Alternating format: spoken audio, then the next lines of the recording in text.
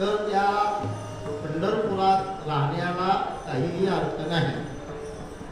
आणि या ठिकाणी ही जी सेवा आपल्याला प्राप्त झालेली आहे हे आपल्याला संतांचं देणं आहे. हे एक प्रकारची देवाची कृपा आहे, संतांचा आशीर्वाद आहे. म्हणून गौरीची अक्कल नसताना सुद्धा नारदाच्या व्यासपीठावर उभा राहण्याचा अधिकार प्राप्त होतोय. स्वामी जय देने स्वामी जय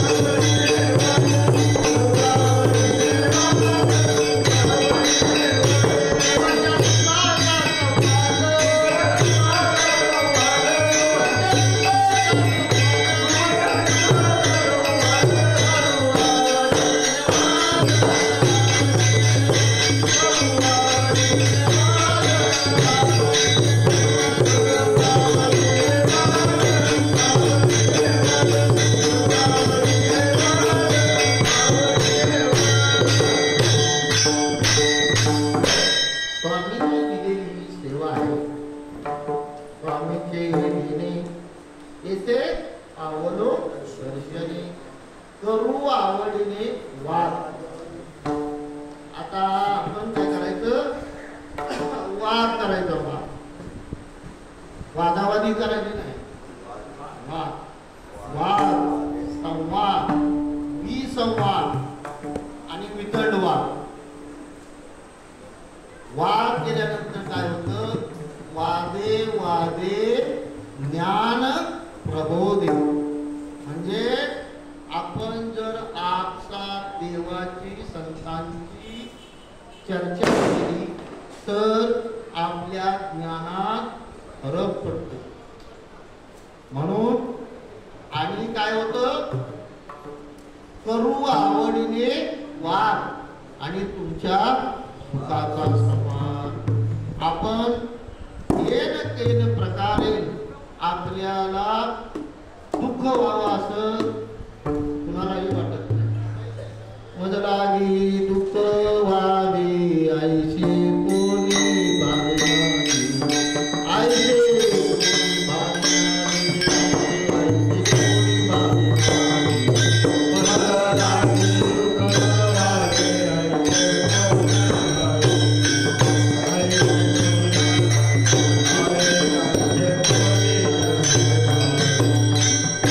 मजलागी दुःख व्हावे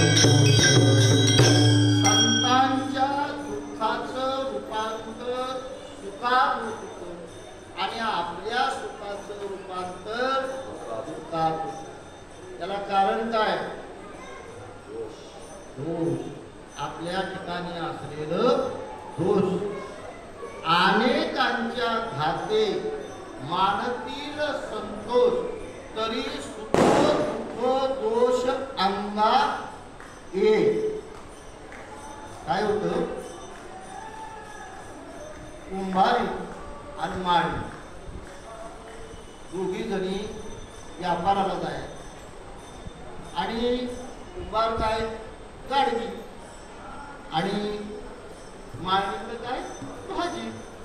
आता त्या काळी वाहतुकीची साधनं म्हणजे उंट किंवा घोडा किंवा खेच किंवा गाढव.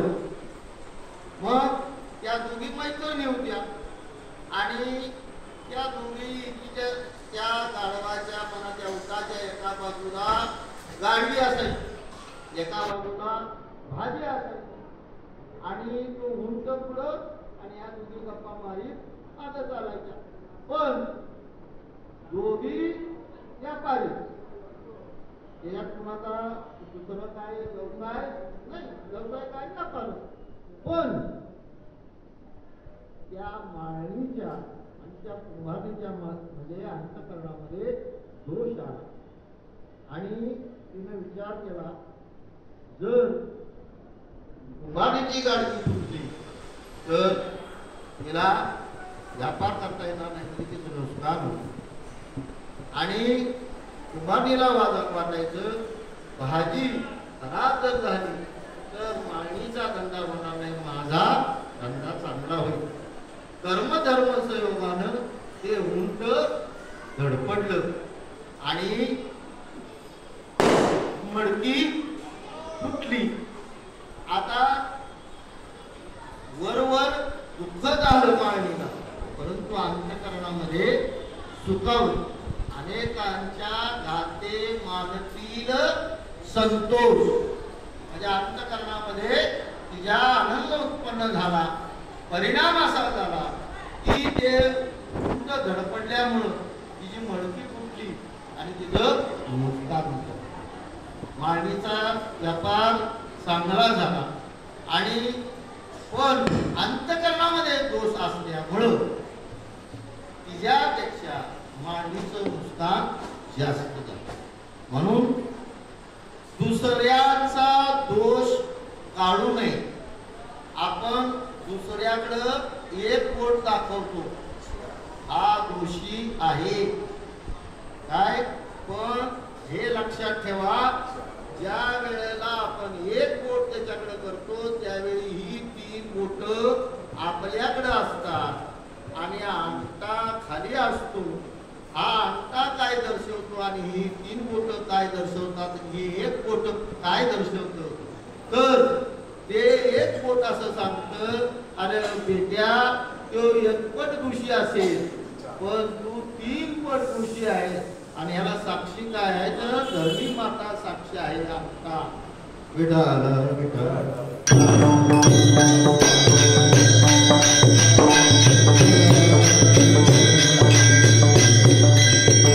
आपल्याला सुख पाहिजे आहे, पण सुखालागी करशील तळमळ, तरी तू पंढरीत आलो आणि आपण जर पहिल्यासारखंच लागलो तर आपल्याला काय अर्थ आहे. म्हणून नामदेवराय या अभंगाच्या आधारे आपलं किती कर्तव्य काय आहे या ठिकाणी आपण एवढ्या दुरून आलोय. देश वेश नोहे माझा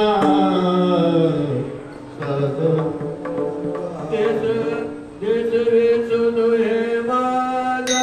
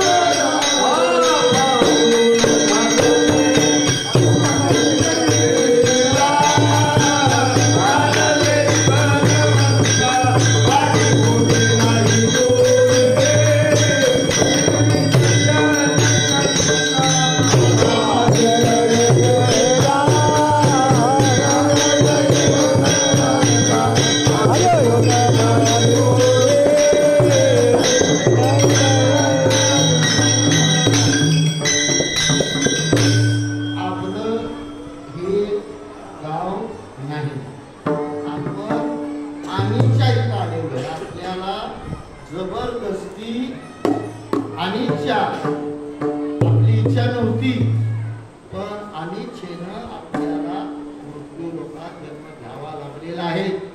संत स्वइच्छेने येतात आणि देवाला परीक्षेनं म्हणजे तुमच्या आमच्यासाठी यावं लागतं.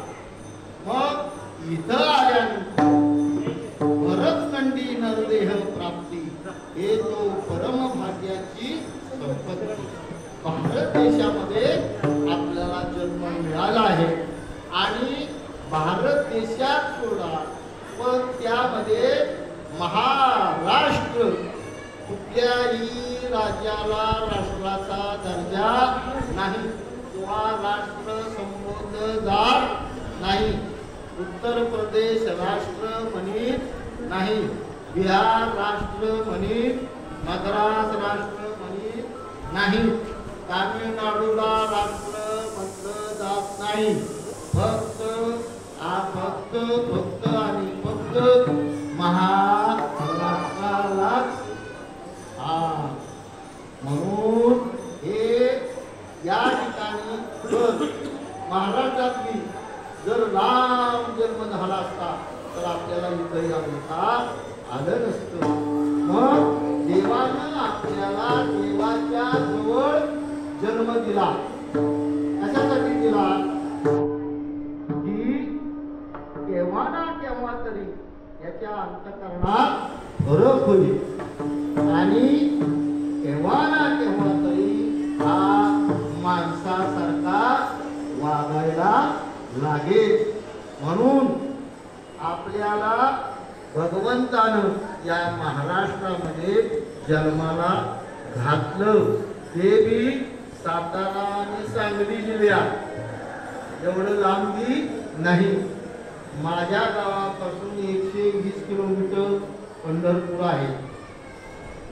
आता एवढ्या जवळ देवानं आपल्याला कशासाठी जन्माला घातलं तर आपण जन्माला आल्यानंतर आपली इती कर्तव्यता काय आहे.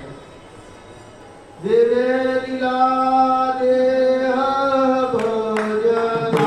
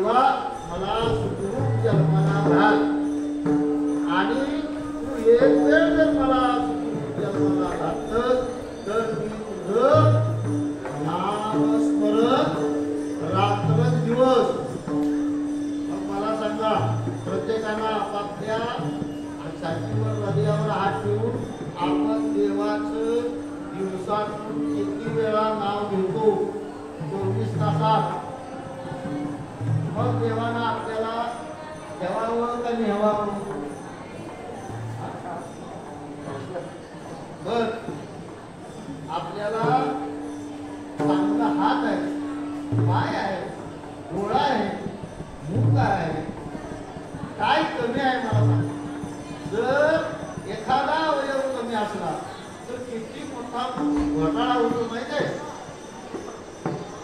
आता आपल्याला वेळ नाही सांगायला पण जर एक इंद्रिय देवानं त्याचा विसरला आपल्याला हे फुकट मिळाले काय ही भाड्याचं गोड पाठ मिळाले त्याच्याकडनं काम करून घ्या काम काय करायचं प्रपंच करायचा नाही प्रपंची असावे आसोनी जडी पद्म पत्र तैसे घ्या पण प्रपंचात ध्यान असायचं मनानं आपण भगवंताच्या सेवेत संतांच्या सेवेत असावं कशी घडत तशी करा कोणत्याही स्वरूपाची करा अशी हीच सेवा करायला पाहिजे अशा कामात नाही इथं तुम्ही झाड लोटणीपासून ते कचरा टाकीपर्यंत अनेक मोठे कामं अथवा हलकी कामं करायला लाजू नका जर तुमचं लाड भय शंका दुरावीला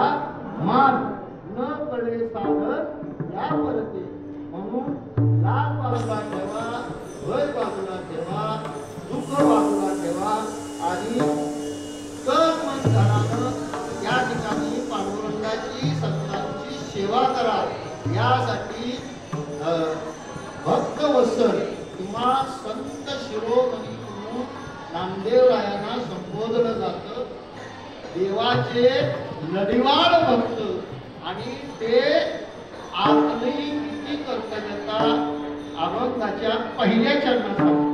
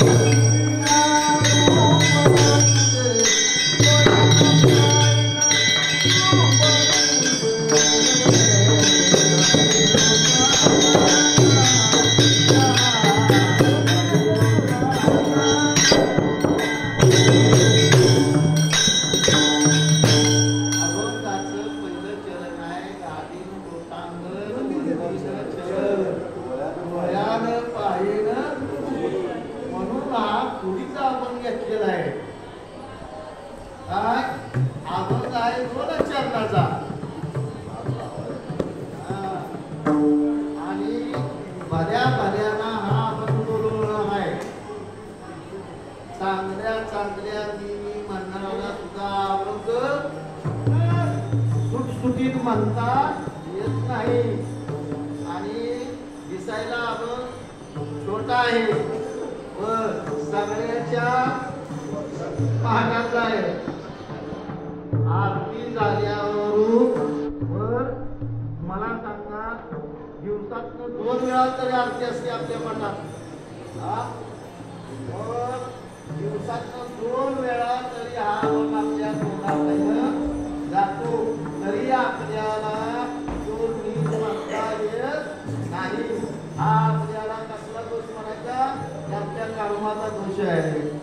केले धर्म झाले त्याची भोग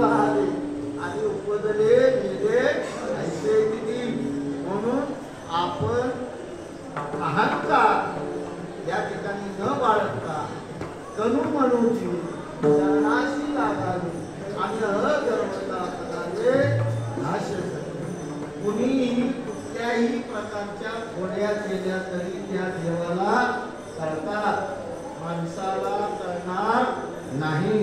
मुंगी त्या पैसे मुंह बचता है तो भी अल्लाह वही भी सुनता है. मुंगी म्हणजे किती तिच्या पायात कुंभरून ती जर ऐकायची इच्छाशक्ती म्हणजे देवाचं एवढी ताकद आहे तर तुम्ही काय आहे, तुम्ही केलेली गोड का देवाला सुनणार नाही. मग भोगतो न गडे करावे ते म्हणी समाधान, म्हणून या म्हणी मानून येते म्हणावा गोविंद वेळोवेळा. आपण म्हणतो सगळ्यात चांगलं आहे आपणच वाटोळं का देवानं करावं, तर आपली कर्म नीट असतील. ज्याचं कर्म नीट त्याचं काही वाकडं होत नाही. देव सुद्धा त्याचं वाकडं करू शकत नाही. एवढं कर्माचं विधान आहे. आणि ज्याचं कर्म आता तुम्हाला माहित आहे, शूर ओळखावा रणी, सती ओळखावी सरणी, सती ओळखावी सरणी आणि संत ओळखावा मरणी. ज्याचं मरण सुलभ, त्याचा शेवट गोड, त्याचं वर्तुळ लगेच कळते. म्हणून बऱ्याच लोकांना अंतकाळी त्रास झाला, त्यांचं कर्म आड आलं असेल. मला सांगा, विश्वानं उभ्या आयुष्यात कुणाचं नुकसान केलं होतं? का नाही केलं, तरी सुद्धा अंतकाळी भीष्माला शरपंजरी पडावं लागलं. त्याचं कारण रात्री सांगितलं काय, दुर्योधनाचं अन्न खाल्लं होतं आणि दुष्टाचं अन्न खाल्लेलं ते रक्त शरीरात होतं.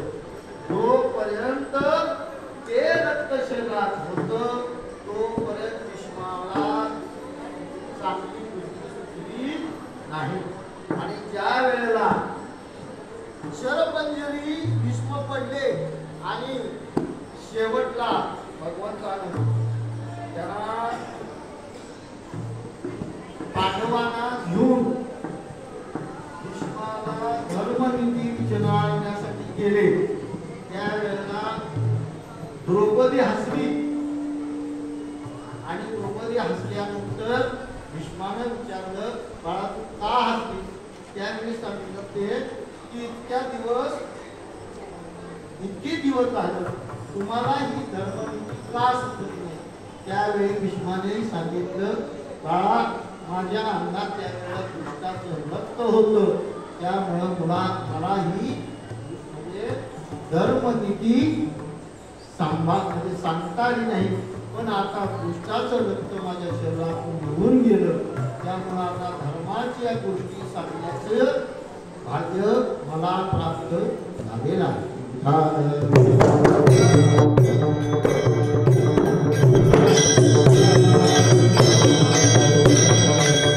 त्याच न्यायानं नामदेवराय सांगतात की बाबा हो, आपण सगळे मनुष्य देहाला आलेलो आहोत, मग आपलं इतकी कर्तव्य काय आहे?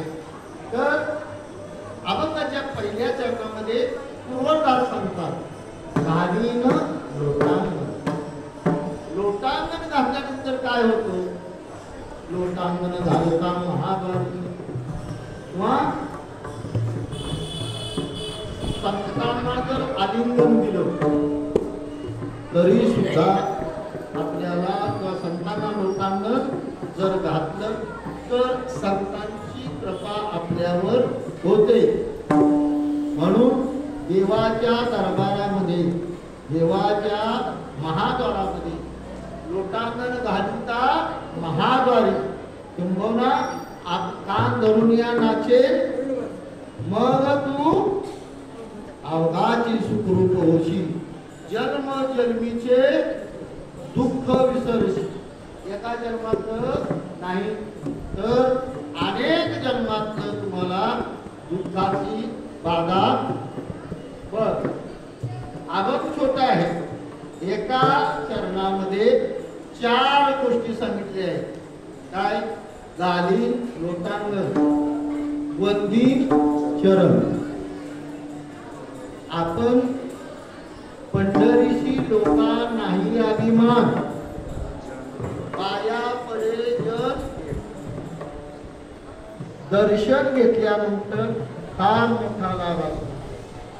ज्या वेळेला महाभारत युद्ध चालू होणार होतं त्यावेळेला भगवंतानं धर्माला सांगितलं तुम्ही सगळेजण मतातनं उतरा आणि विरुद्ध पार्टीच्या जे थोर आहेत मोठे योद्धे त्यांना साष्टांग दंडवत करा। मला सांगा शत्रूनं जरी तुम्हाला तुमच्या पाया पडलं तरी तुम्ही काय आशीर्वाद द्याल त्याला? यशस्वी। आणि तेच झालं। पांडव कौरवांच्या सैन्याच्या आधिपत्याखाली असलेल्या मोठमोठ्या योद्ध्यांना शरण गेलं, त्यामुळं त्यांना पांडवांना आशीर्वाद द्यावा लागला, विजय भव। आणि मग मला सांगा शत्रू पक्ष जर त्यांना मिळाला तर युद्ध संपलं। म्हणून खालील वंदीनं चरण, चित्ती तुझे पाय डोळा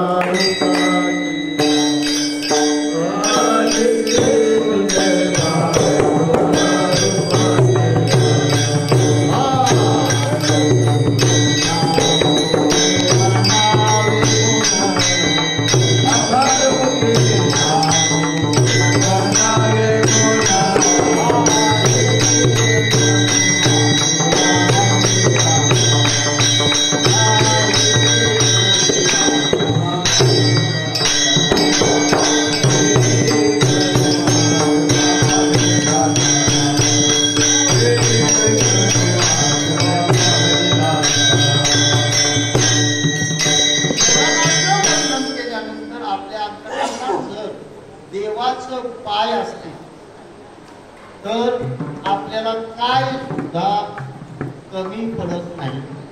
किंबहुना आपल्या सुख दुःख देव झेलतो। परीक्षिती याचं गर्भामध्ये रक्षण देवानं केलं गर्भामध्ये, आणि मग तर आपण तर बाहेर आलेलो आहे। त्या भगवंतानं देवाचं रक्षण का केलं तर त्या उत्तरेच्या गर्भामध्ये परीक्षित असताना उत्तरेनं भगवंताचं ध्यान केलं होतं, अंतकरणामध्ये त्याचं पाय साठवलं होतं। दुसरा सुटसुटीत दृष्टांत, राधा मथुरेला आली आणि हे रुक्मिणीला आधी करून राहण्याला रुचलं नाही आणि भगवंतांना आपल्या आसनावर राधेला बसवलं आणि पाहुणचार करा म्हटल्यानंतर इतर रुक्मिणी आदी करून इतर स्त्रियांनी राधेला गरम गरम दूध आणून दिलं आणि राधेनं मागचा पुढचा काही न विचार करता ते गरम गरम दूध घटा पिली। आता तिचं अन्न नलिका जळायला पाहिजे होती, एवढं गरम दूध होतं, पण राधेला काही झालं नाही। राधा सुखरूप गोकुळाकडे गेली आणि ज्या वेळेला संध्याकाळी पाय लक्ष्मीचे हाती म्हणून येतो काकुरीती शयनगृहात गेल्यानंतर रोजच्या प्रमाणे पायाची सेवा करताना रुक्मिणी मातेनं देवाच्या पायाला तेल लावायसाठी म्हणून हात फिरवला तर देवाच्या पायाला मोठमोठाले फोड आलेले दिसले। त्यावेळी देवाला प्रश्न केला रुक्मिणीनं, हा महाराज दिवसभर तर तुम्ही घरातच होता आणि तुम्हाला तुमच्या पायाला हे फोड कसलेले आले, त्यावेळेला देवानं सांगितलं हा आपला प्रताप आहे, कारण राधा ही माझी परमभक्त आहे आणि तिला तुम्ही गरम पाणी दिल्यामुळं तिच्या अंतःकरणामध्ये तिच्या हृदयामध्ये माझे पाय असल्यामुळं त्या गरम दुधाच्या उष्णतेमुळं माझ्या पायाला मोड आली.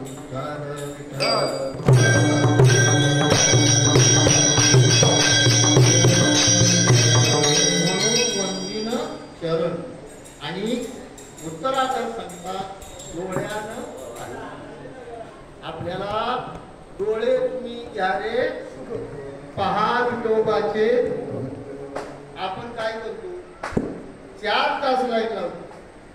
किती 4-8 तास लाईन लावतो. अगदी मोठ्या तावानं रावणात प्रवेश करतो आणि नेमकं देवाच्या पुढे गेलं की आपण डोळे तुम्ही घ्या रे पहा.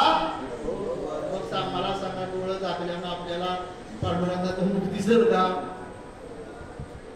ती जी मूर्ती आहे स्वयं ती आपल्या अंतःकरणात घासावं लागते. म्हणून दर्शन घेताना उघड्या डोळ्यानं पहा. डोळे तुम्ही घ्या रे डोळ्यानं पाहिन रूप तुझे. आणि उत्तराचरण काय डोळ्यानं पाहिन रूप तुझे. आणि दुसऱ्या चरणाचा पूर्वार्थ प्रेमे आलिंगन संतान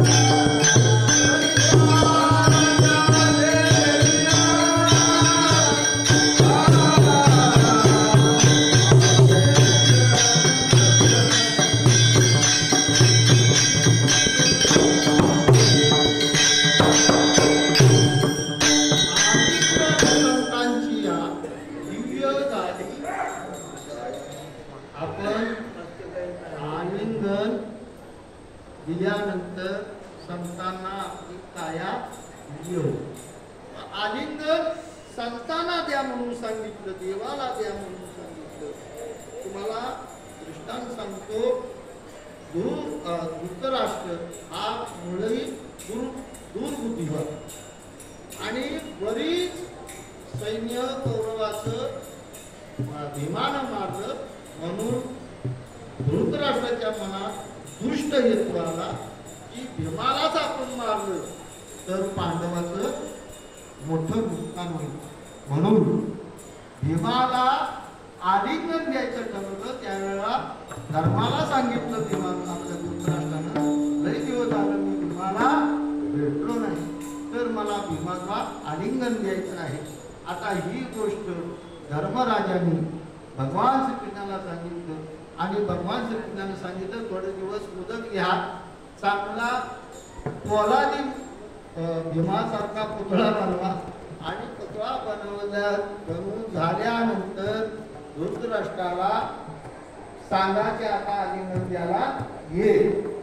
त्यावेळेला पांडवांनी भीमाचा लोखंडाचा पोलादी असा पुतळा बनवला आणि धृतराष्ट्राला आलिंगन द्यायला सांगितलं. त्यावेळी धृतराष्ट्रानं भीमानं समोर आवाज दिला, काका मी आलोय, मला भेटायला या.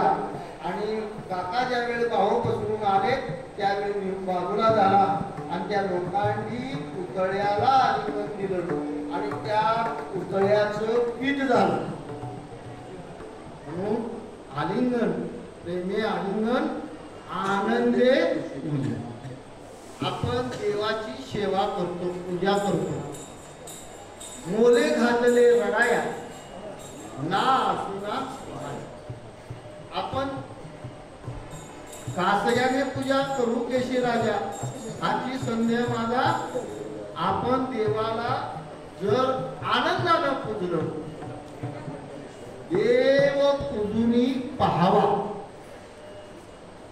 पेरुनी शेतात जाईल.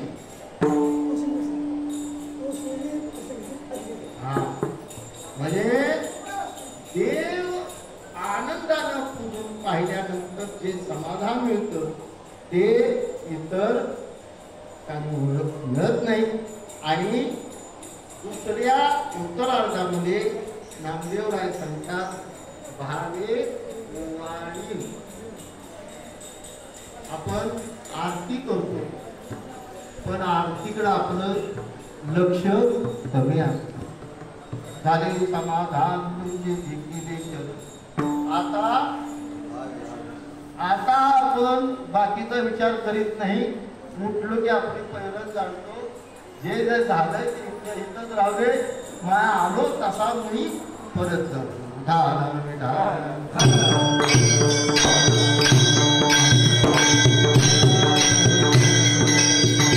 म्हणून देवानं आपल्याला इंद्रिय, हात, पाय, कान, डोळे, मुख, डोळाया, वचन, जेणे तू डोळशी नारायण, नाशे जीव पण रोग. आपल्याला देवानं हात दिले टाळी वाजवायला, करी टाळी बोला मुखी नाम, विठ्ठल विठ्ठल मना वेळोवेळा. हा सतसोळा लावून या पाया विनितो तुम्हाला, करी टाळी बोला. म्हणून संत महात्म्याने आपल्याला प्रसंगी हाता पाया पडून विनंती केली की बाबा भजन चुकू नको. विठोबार कुमार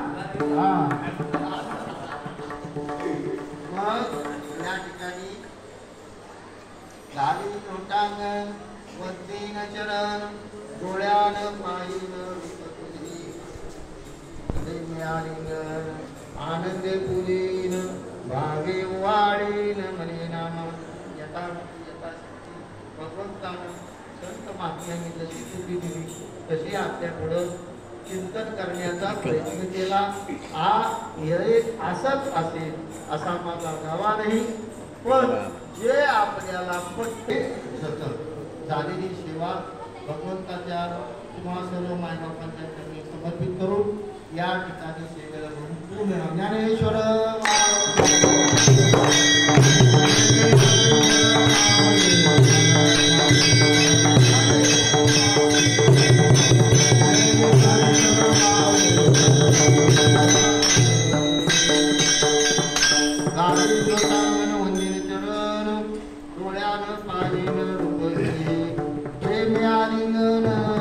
आनंदे